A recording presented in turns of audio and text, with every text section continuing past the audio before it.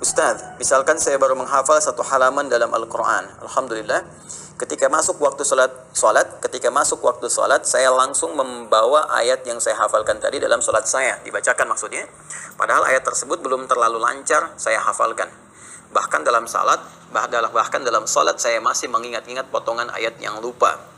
Pertanyaan saya, apakah boleh ayat yang belum lancar saya bawa dalam sholat? Kemudian yang kedua, apakah sholat saya sah? Ya, jazakumullah khair Ustaz. Ya Allah yazikir khair. Waalaikumsalam warahmatullahi wabarakatuh. Baik, teman-teman sekalian, ini penting sekali. Kaidah sederhana yang disampaikan dalam Al-Quran, jelas sekali di Quran surah ke-73. Ya, surah ke-73 Al-Muzammil, ya, di ayat yang ke-20. Allah jelas menyampaikan faqra'u ma tayassara minal Quran. Dua kali ditegaskan di sini, faqra'u ma tayassara minal Quran. Bacakan oleh Anda apa yang paling ringan, paling mudah, ya, yang telah Anda kuasai bacaannya, yang telah Anda hafalkan, yang paling mudah yang kita hafal. Jadi standar dalam sholat yang dibacakan tuh bahasa Al-Qur'annya tayassar. Nah, sekarang perhatikan baik-baik teman-teman sekalian dalam memaknai bahasa Al-Qur'an. Bismillah. Jadi kalau kita lihat bahasa Al-Qur'annya faqra'u, bismillah, ya. Ini nah ini tayassara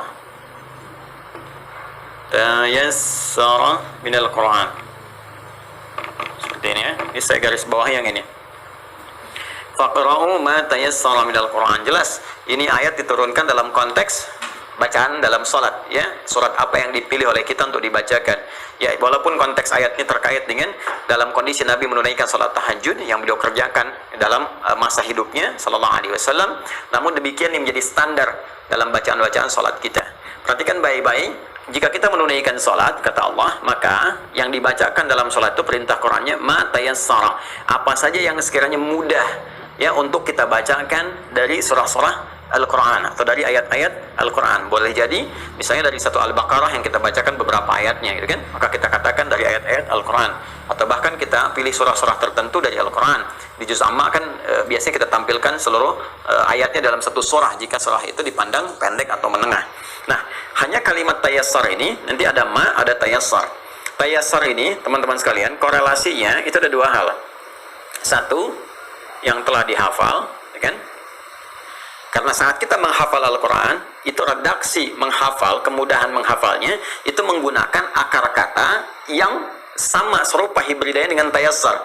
Kalau ini dari kata tayassar, ya tayassaru, ya, kemudian dari dasarnya ketika menghafal menggunakan kata yassara, yuyassiru, ya, yassara, seperti ini.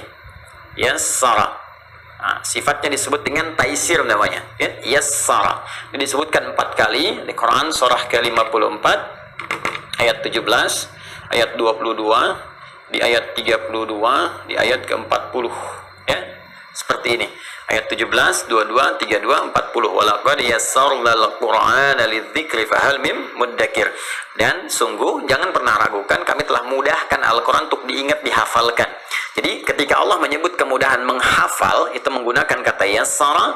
Jika yang dihafal itu telah mudah kita hafalkan, artinya telah hafal, maka berubah kalimatnya menjadi tayassar, seperti ini.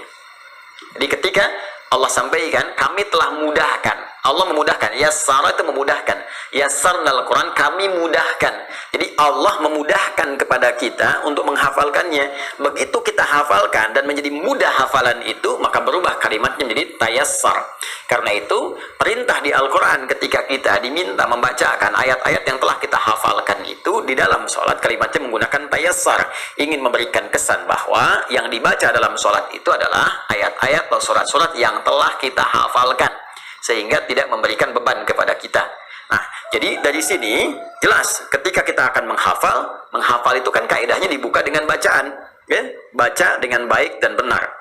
Karena itu Nabi sebelum ada perintah untuk kemudian menghafalkannya dan diberikan kemudahan dalam menghafal dengan ditanamkan dalam jiwa beliau, seperti disebut dalam Quran surah ke-75 Al-Qiyamah ayat 16 sampai dengan 18, la tuharrik bihi lisanaka lita'jala bihi inna 'alaina jam'ahu wa qur'ana fa idza qara'nahu fattabi' qur'ana. Sebelum sampai ke sini, bukankah perintah pembukanya dulu turun pertama wahyu di Quran surah 96 kan? Al-Alaq ayat 1 kan? Iqra bismi rabbikal ladzi khalaq sampai dengan 5-nya. Iqra, baca. Ya, baca tentunya dengan baik dan benar. Jadi yang dibacakan dalam sholat itu, satu, harus hafal bacaannya. Yang kedua, bacaannya baik dan benar. Karena itu biasanya kaidah-kaidah dalam penunaian ibadah itu kami para penghafal Quran atau bahkan para imam itu dianjurkan untuk menghafal dulu sebelum menunaikan sholat. Nanti ketika digunakan dalam sholat, apa yang sudah kita hafalkan, dan bukan aib kalau kita kemudian menguatkan kembali misalnya pasca sholat. Ya, ini khususnya terkait dengan sholat fardu. Ya, fardu. Ini poinnya. Bagaimana dengan sholat sunnah? Ada yang memberikan keringanan sepanjang sunnah itu dikerjakan sendirian, bukan dalam berjamaah. Kalau berjamaah tidak, seperti sholat tarawih misalnya, sholat idul fitri, sholat idul adha, itu sunnah tapi berjamaah. Ketika menjadi imam tetap dia harus menghafalkan dan membacakan yang hafal dan mudah untuknya.